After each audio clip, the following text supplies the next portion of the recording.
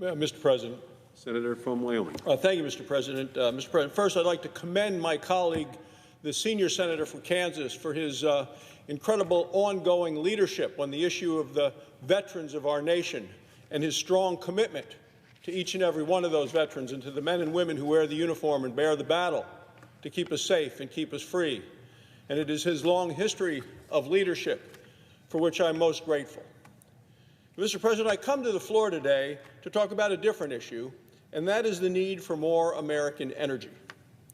Right now, the American people are facing the worst inflation in 40 years. In November, we saw the biggest price increases from an energy standpoint in 10 years. CNBC reports that 1 in 5 American families could not afford to pay an energy bill this past year. Roughly the same number of Americans have kept their home at an unhealthy temperature because they can't afford the cost of energy to heat it.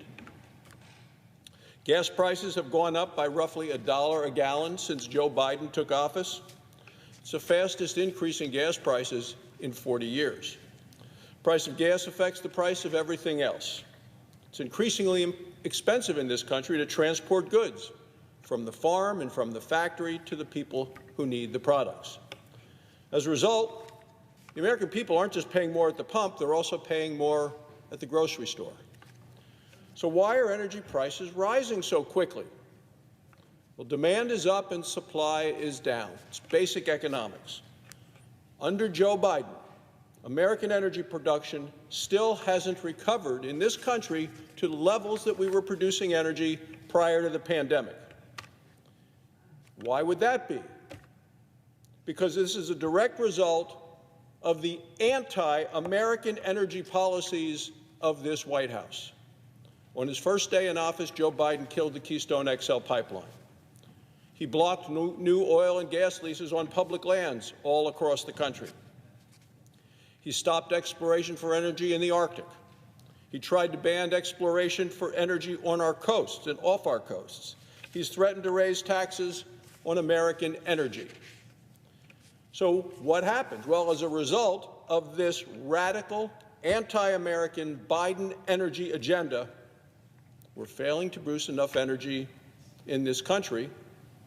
And people who have the capacity and ability to do it and have worked those jobs for a long time are having a hard time keeping a job. America is now producing 1.4 million fewer barrels of oil each and every day than we were prior to the pandemic. We're now using more oil from Russia than we are from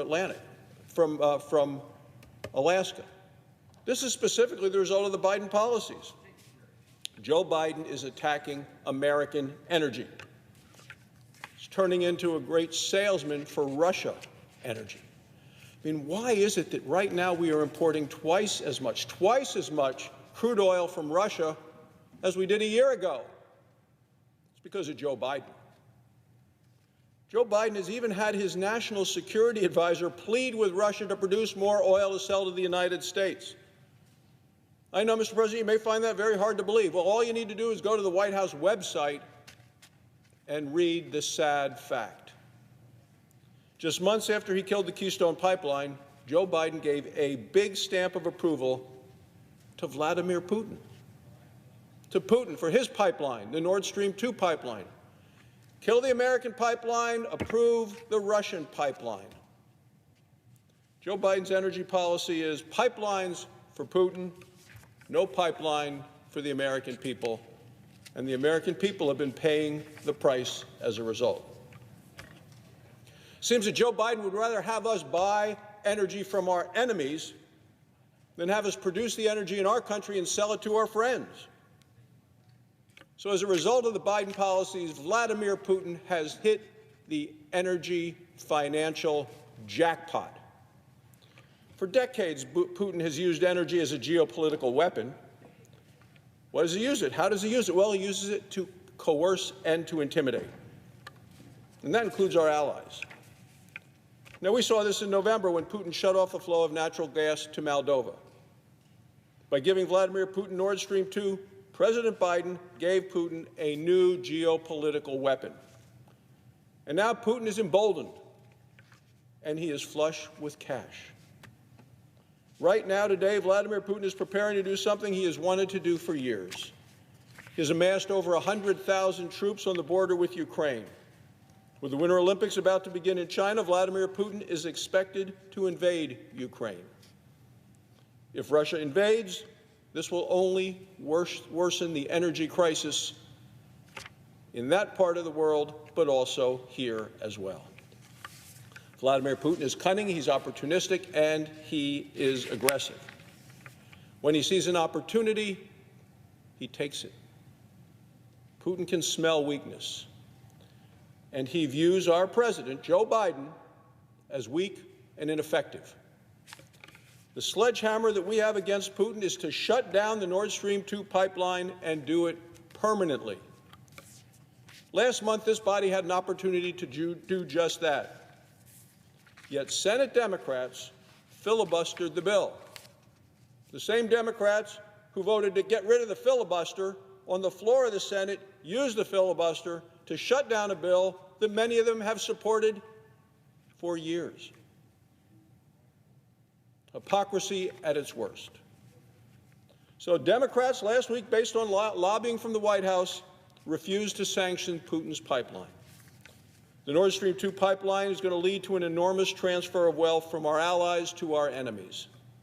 It's going to make our allies weaker, and it's going to make Vladimir Putin that much stronger. When Putin gets stronger and wealthier, what does he do?